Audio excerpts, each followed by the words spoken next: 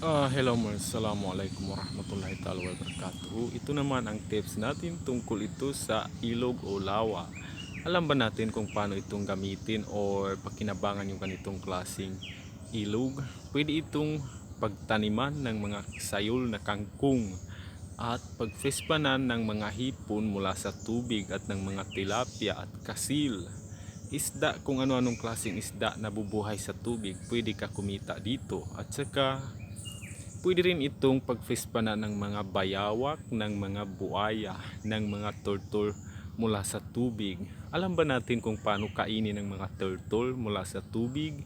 Paiklurin natin siya, pati mga bayawak at crocodile mula sa tubig na pwede silang magkaroon na mangiklog sila sa ganitong klasing tubig na, di ba, dumadaloy o madali lang yan, di ba mga B, kumita tayo ng mga maliliit na negosyo, pagtaniman natin ng mga kangkong. Yung mga kangkong kapag sobrang dami, pwede ito ibenta, ipakain sa kambing at sa mga baka. Maraming salamat mga B sa ating mga karagdagang detalya tungkol sa ating mga pangkabuhayan, pang negosyo na hanap buhay.